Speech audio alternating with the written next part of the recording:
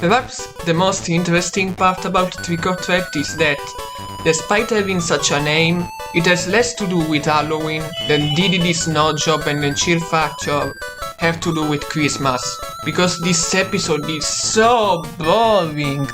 The characters have a nicotine to respect nature. Ancora. Steve complains about everything the others do that's against nature.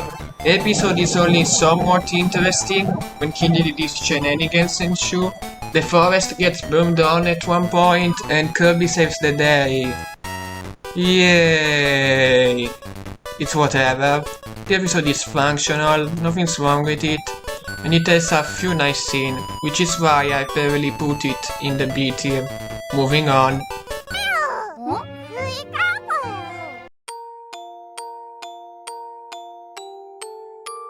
This episode has an interesting story behind it.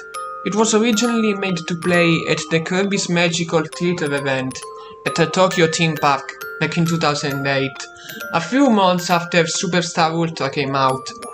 It was released digitally in 2009 on the Winoma channel in Japan and on the 3DS Nintendo Video app in 2012 in America. It also was the only episode that kept the original tracks in the dubs. The animation, as the title suggests, is in full 3D, and personally, I really like this style. We also finally get to see a 3D thief design that doesn't look uncanny. As for the story, it's alright. DDD orders a lobster to take care of Kirby and it causes mischief in the town until they find it. That's it. Thief is seen driving a car for some reason. DDD also a wanted sign with Kirby on it at one point. Kirby transforms into a Japanese humanoid creature at another, and everyone celebrates by eating the lobster after being cooked by Chef Kawasaki. It's obvious that this episode was done just for the novelty of seeing these characters again, so I'll give it a pass. Kabuki Kirby also has some pretty cool designs, so there's that.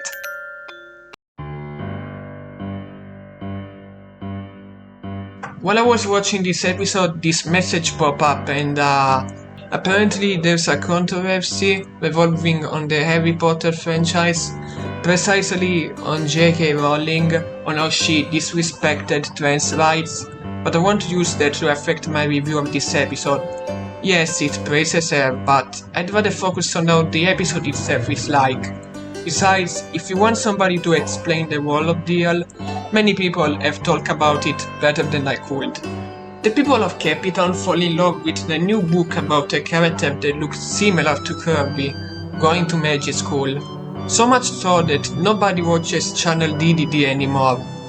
The horror. King DDD and Escargoon try to read it, but before long, they burn all the copies and decide to open a magic school of their own. Yeah, it's just Harry Potter but with Kirby characters. It's fine, I suppose. The twist that the Rowling that opened up the magic school was a fake is okay. The fact that the real Rowling wanted to make those books to inspire her readers is pretty neat. The cleaning ability fight is kinda cool, and DDD not being able to read is decently amusing. I don't have any strong opinion on it. It's decent and a breath of fresh air after all the episodes I had to face in D and C tier. Also, am I the only one who wants the Puppy Bottle book released, despite that I'm not into Harry Potter? So, you know how many people in the fanbase don't like this episode that much? Well, I wanted to like this episode so badly, and I'm sorry for those who wished I did, but it's also kind of okay. King DDD orders his subjects to deliver free TV sets to everyone in Cape Town to watch cartoons and know the daily weather, hence Channel DDD. Unsurprisingly, everyone and their local hero likes the shows it broadcasts. Also unsurprisingly, Thief doesn't. This is the first real episode that feels like it's trying to tell you a moral. Beware, Whispy Rules felt like it wanted to teach you not to chop down trees, but we barely get shown or told about how bad that is. This lesson pervades the majority of this episode and, to be honest, that's what drives it. down. What wants this episode to teach you? I hear you ask. The television is bad. And I mean that in the most literal way possible. It's not trying to tell you that too much TV hurts your eyes or anything. It's trying to tell you that TV is bad, period. Tiff is a silent generation kid confirmed. I get it, it's a kids show. I don't mind the episodes that want to teach you a moral. But being one-sided certainly doesn't help your argument that TV is bad and those who watch it are idiots. Sure, King Dedede mocks and jumps on a plush of Kirby, but like, that's it. And even then, not only Kirby isn't that upset about it. It was pretty tame. No one is getting immensely insulted or hurt in general from these skits or cartoons, at least in the first half, which only makes the message harder to ignore. It's not a good sign when the opening is the best part of the episode. If you don't like Tiff, this episode definitely won't help. This is easily one of her worst appearances, even coming from someone who thinks she's okay. It's fine if you don't like something, but when you torment someone for watching that same thing you don't like, and your only argument as to why they should not watch it is that it makes you dumb without elaborating, that makes you look like a hater at best and a bully at worst. She always talks about how Dedede is up to something, and of course he is, but also she didn't have any proof to back up her claim. I would have preferred if Tiff was skeptical at first, then as she watches more shows with her family she starts enjoying them, if only because their parents are happy for once. But we can't have that. TV sucks harder than Kirby. To be fair, once it gets to the monster stuff, the episode gets interesting. This is probably one of the most interesting takes on a world turns against Kirby kind of plot. The Cappies aren't exiling him because he did something wrong, or because Dedede told them he did something wrong. They're exiling him because a monster will destroy their homeland if he doesn't get out. Also, Kirby apparently gets hypnotized by this anti-Kirby hypnosis footage. That's cool. So Tiff and Co find out the monster was all a play disguised as an event that actually happened in real life. Kirby magically unhypnotizes everyone, and the channel is still broadcasting. Also, am I the only one who loves the scene where Dedede and Escargoon's dance is partly blurred and it transitions into the technical difficulties screen? It's so nonsensical that I can't help but burst out laughing whenever I see it. And reality TV does have a strong opening and second half, but it's brought down by the stupid message. It beats you in your head. I'll give it a pass. I don't blame you if you hate it. Chef Shitake comes to Chef Kawasaki's restaurant and everyone immediately suspects it to be a monster, given what happened last time. But no, this is the real Chef Mushroom, for real sis. However, in classic food critic fashion, he's gonna eat this food and realizes how much it sucks. So he decides to take over his restaurant. It's fine. It's neat seeing an episode focus on Chef Kawasaki's teacher. I just wish it went in another direction. The episode is all about him teaching how to cook for the first half, and the second is about how he supposedly used this Gijira substance to make his food taste good. It's a neat subversion that Kawasaki's teacher may be just as bad as him, but that's really it. The episode tries to have a funny moment where Kirby eats the substance roll and hallucinates people as food and tries to eat them, but I don't know. You've already had a fair share of Kirby eating or almost eating stuff, so this really doesn't do it for me. Furthermore, I can understand why Osaka is disappointed with Kawasaki. Obviously, a teacher will lose their marbles if one of their students was such a failure, but public humiliation and the fact he even tricked him into using their substance. is... I don't know, does anybody else feel like that's a bit harsh? This could have been a neat episode. I love the idea that, despite being a fortune teller, most, if not all, of Mabel's predictions are false or not completely accurate, and tough Kirby and his friends try to make them more convincing. But then the episode decides it wants to be a poor man's version of Prediction Predicament Part 2. Mabel predicts that Campy Town will be destroyed by the ocean, so everybody needs to leave Popstar for good. She even divides the water a la Moses. But guess what? The town wasn't in any real danger, and Mabel didn't divide the water a la Moses. That was Tornado Kirby's doing. Yeah! Look, I don't mind episodes retrading ideas, especially if they do them better. I like all 3 Kirby Gets a Pet episodes, as you'll soon see. But this feels like it's just trying to raise the stakes when, really, this wasn't the appropriate storyline for it. The episode could have easily just ended with Mabel revealing their predictions were all tricks, and realized that's okay because the Cappies love her either way. The episode does do that, but it's after this out of place, the world is ending nonsense. Even then, Prediction Predicament already told us that Mabel's predictions weren't accurate, so I can't really give it too much credit. Still though, it's a fine episode. Kindy orders some pet scarfies, because he can, I suppose. Yeah, this is literally just the Kirby Gets a Pet episodes, but with DDD being the one getting a pet and without the emotional beats. This may have been made to be a chance to see Scarfy in the anime first and a narrative second, but I actually kinda liked it. The first act, at least. It was nice seeing DDD being selfless for a while and bonding with the pet Scarfies was pretty adorable. It's crazy how he has a better chemistry with literal animals in this episode than he had with any of the townsfolk of Campy Town in Smith and Southros when he was nice. The other 2 of them are nothing to write home about. Of course it pivots into him getting them out of the picture because of all the money he has to pay for them, leading them to get angry and show their more malicious side, and Kirby now has to defeat them.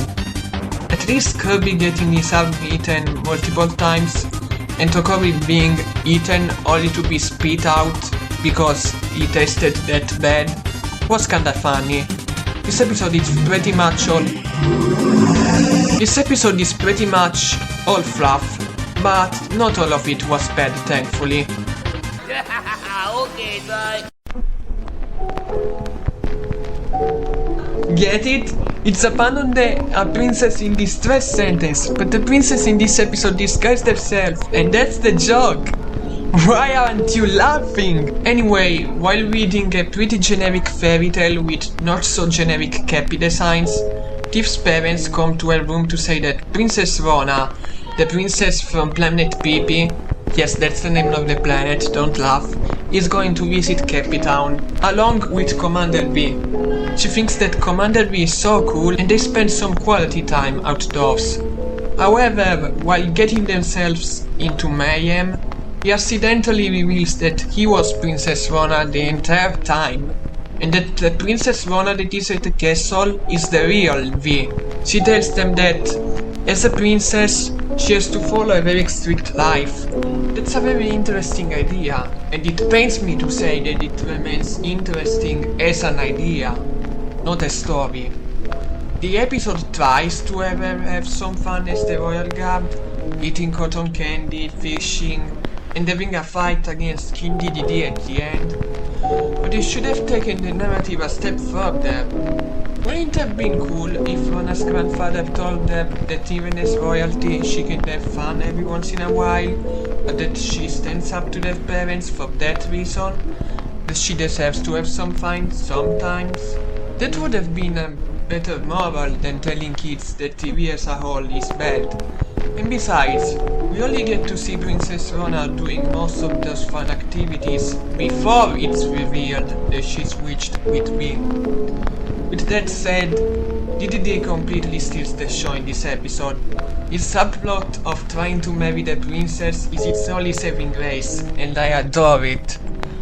Obviously, we found out that who we thought was Princess Rona is actually Commander B, a boy. So you could say that DDD was marrying a man, and you wouldn't technically be wrong about it. That's the best thing about this episode, King DDD having a relationship with another man. But as a whole, it's okay. Also, this is super nitpicky, but who took the photo at the end?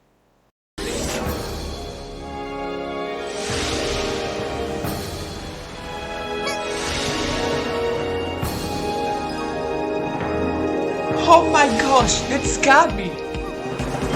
Anyways, this episode is about the citizens of Cape Town experiencing sunburns that are so severe to the point where they have to resort to a nocturnal schedule if they don't want to harm their skin.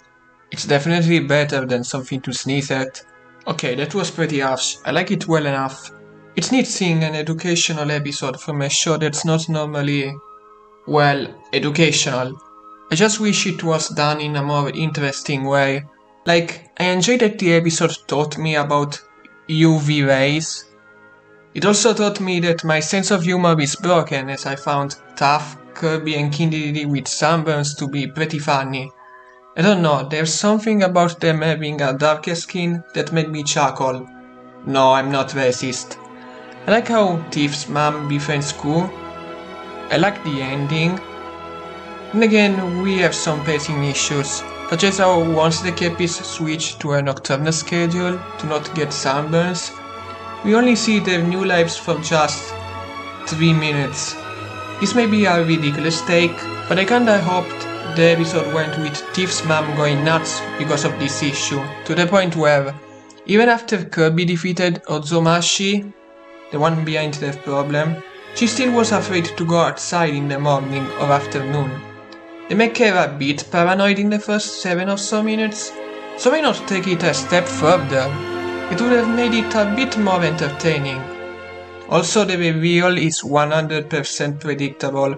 Of course it happened because Nightmare Enterprises wanted to beat Kirby. Yeah, I don't know. I wish I liked it more. I mean, it is one of the more interesting episodes of the anime, but unfortunately, it didn't really click with me. If you like this episode, that's great. I just thought it was okay. Kennedy is upset for the millionth time that Waddle-Dee's cooking is repetitive and Kawasaki's is terrible, so he goes to various houses to have dinner with them and rate the food they eat. Because he wants to, I guess.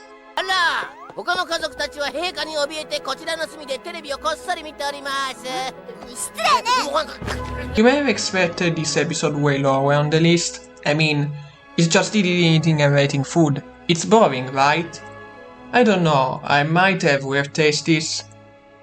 Actually, scratch that, I have with tasties. But I think this episode is really charming. Seeing Kirby and King Dedede just hanging out with the residents of Cape Town without causing havoc, until the last 2 minutes that is pretty delightful and wholesome. But on the other hand, it is just the two of them eating and, in Dedede's case, rating food. And the episode does show in a monster for no real reason, so I can't really rank it any higher. Kirby and Co visit Wispy Woods and offer to help him in whatever situation he and his friends may be in. So he admits that he's worried about his 800-year-old buddy Akor, who lives in the eastern forest. So they decide to pay him a visit too, just to see how he's doing and what he's up to. It's okay. The characters getting into a fight with the animals of the forest, all due to a misunderstanding, was actually kinda fun, and it was neat seeing Pon, Con and Raph from Dreamland 2 and 3. But I've started realizing how similar all 3 Wispy Woods episodes are. All of them, especially the second and third one, always have to include some of Wispy's relatives or friends as a core part, and Dedede chopping the trees down to make his golf club. None of them have been outright bad per se. Heck, 2 out of 3 I'd argue are pretty good. It's just something I noticed. War of the Woods is a nice episode, just not one that's going to wow you over. This pilot was finished sometime in 2000. and releasing a special disc bundled with the Japanese Famitsu Cube plus Advance magazine in October 2003, and it looks much different than the show we will get. The differences are as small as some characters having different designs, like Kirby looking more like his Adventure and Dreamland 2 counterpart, and DDD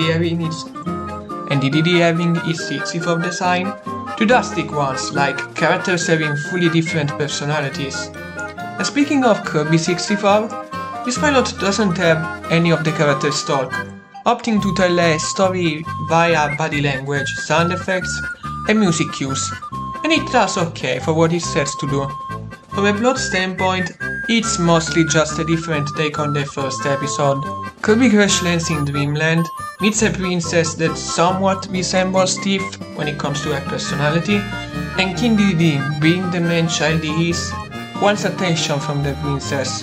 So he tries to sabotage Kirby until monsters appear and he teams up with the two to take them down.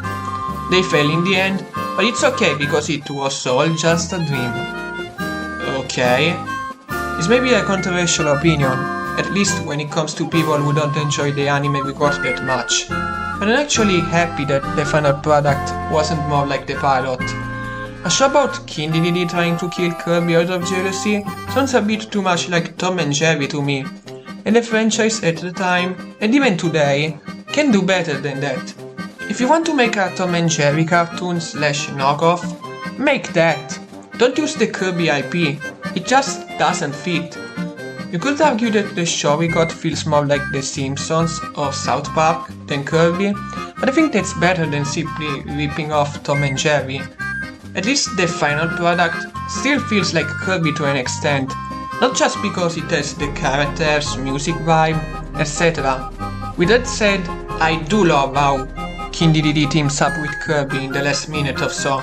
Even by the time Adventure was released, it was shown that if he could, he would have tried to help keep the peace of Dreamland. He may or may have reluctantly joined Kirby against his will, but that doesn't mean he never cares. In the other 100 episodes we got like, what, 3 or 4 times where he shows appreciation for Kirby? So it was nice to see here. I really loved how Meta Knight is portrayed as a villain / antagonist here.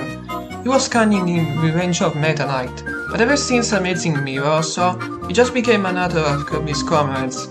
That's fine and all, but I wouldn't mind if one day they amp up his rival status and make him a major antagonist again, even if he just gets possessed. I wonder how Meta Knight would have been viewed by society if that's the route the show took, or if it took a similar one. So, yeah, the pilot is crazy. It does some things I like, some I don't like, and it's incredibly different from the show we got. But then again, that's what makes it so interesting.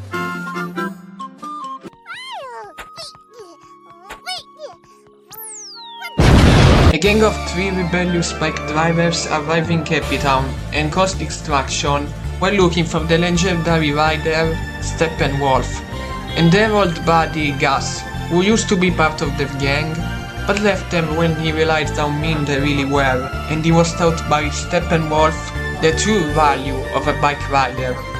The citizens, however, will not tolerate this, so they repair their own vehicles and start a new race to show them who's boss. It's literally the Kirby Derby, but with a different reason why the characters have a race. Instead of winning a trophy, it's to kick them to the curb. To its credit, the remixes are really breathtaking. Cocoa Cave, the boss team from Kirby's Fanpack, and Fantasy Meadows all get their own little cover. I mean, listen to this.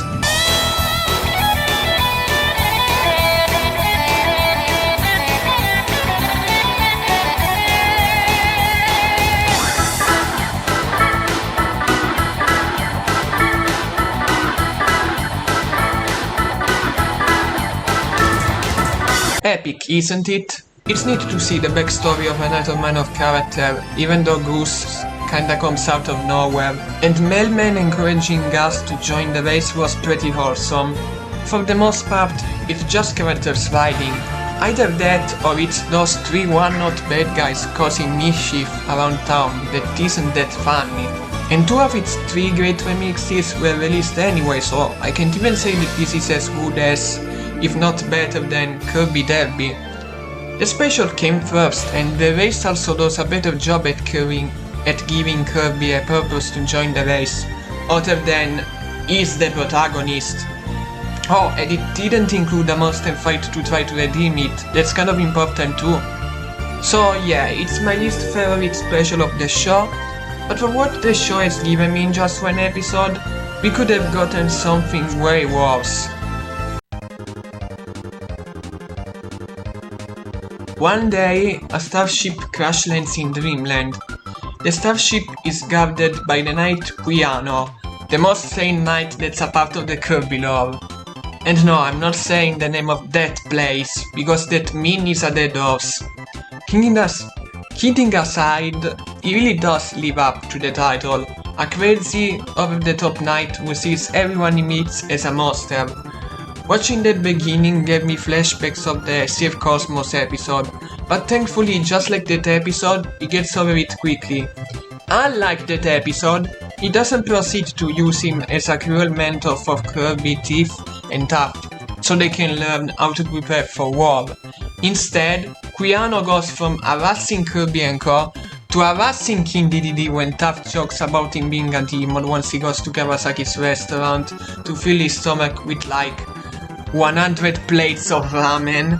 After a failed attempted murder, he sees Mabel, and the episode turns into how this old man, supposedly, used to be a fan of the Quiano comics, and got so attached to them that he started thinking all of this bad insane stuff was his doing, and how Mabel is related to Princess Raya, the baby girl he used to protect 20 years prior. Kinda like how Buzz Lightyear is a toy who thinks he's a space ranger, but is really just a toy. And just like in Toy Story, Quiano eventually finds out that he's not the real deal, and it's actually not half bad. It's still not exactly good enough to be, well, good, but I was mildly interested while watching the episode. I don't know why, but Quiano treating Kawasaki like he's the king was a bit amusing, and the comic and cartoon stuff was neat. Also, this is the origin of the set Poyo. Oh my gosh, is that a mother freaking Poppy Bros reference? Anyway, DDD is mad about the fact that the year is almost over and wants to order a monster to beat Kirby during the New Year's Eve festival. Oh wait, that's it. It's fine. I love the parade floats and the mobs that look like Kirby. The fire ability is finally back after being absent for 11 episodes, and it doesn't have a dull, upsetting or immersion-breaking moment. It certainly did keep my attention, unlike Trick of Tracks, so good for it. Also enjoy your frozen tough. I know somebody's gonna want to insult me for this, but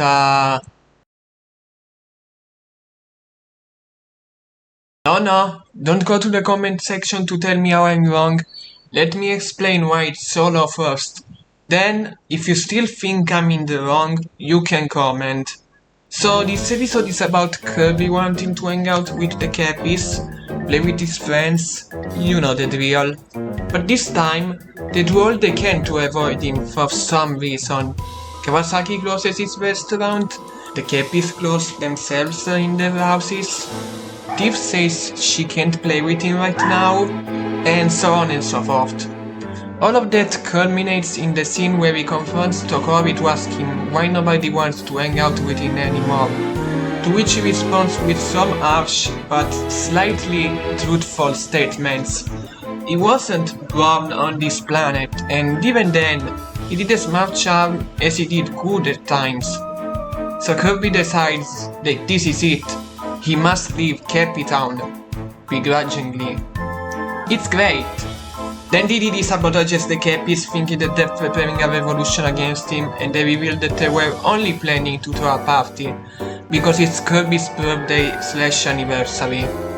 The next scene is literally about Kirby reminiscing about all of the good times he had. This scene isn't supposed to be said for just the character, but for the viewers too. See the problem? Don't get me wrong. I like this scene. It makes Kirby feel more like a sentient being rather than just the hero who takes down each monster of the week. Like he has actual feelings. And out of context, this scene will definitely make you sad, maybe even cry. But when you look at the episode as a whole, I feel nothing. I know what TAKirby's intent is in this episode, so I don't have the illusion that, oh, maybe Kirby isn't loved by the Kirbys like he used to. How sad. And that problem extends to the scene where Kirby comes back home, unenthusiastic, only to find out about the surprise party and Tiff telling Kirby that everybody loves him. Twice. Again, we know this. It doesn't have any effect on the viewers. Don't get me wrong, I don't mind the plot itself, even though it's just your generic "it's X's birthday" and the other characters want to throw a surprise party so they can show X anything about it. I like how this is the season 2 finale. It's like we've gone full circle. Heck, I don't even mind TAKirby in this episode. Kirby already thought that Capitan didn't like him anymore. And TAKirby was used more so to cement that idea. I do think that him saying that everybody will cheer Kirby leaving the place is a bit too much. But besides that, I don't mind him. But the scene before the big emotional moment really muddles whatever the episode wanted to do. Having a subplot where Kirby thinks the Kirbys want to start a revolution against him is already not the best idea, but having this scene played before this really brings down the episode for me. And the worst thing is that all of this could have been avoided if the scene where Kirby confronts the Kirbys played after the sentimental one. It was that easy. And yeah, if you ignore that scene, the episode is good, great even. But it's kinda like saying that Turned Out isn't that bad if you ignore its ending. When people review an episode of a movie or whatever, they don't review everything but that scene they don't like. They review them as a whole. And as a whole, I can't really say this episode is good. In my opinion anyway. I'll be generous and say it's an alright episode, but man, the stuff behind the anime shot themselves in the foot with this one.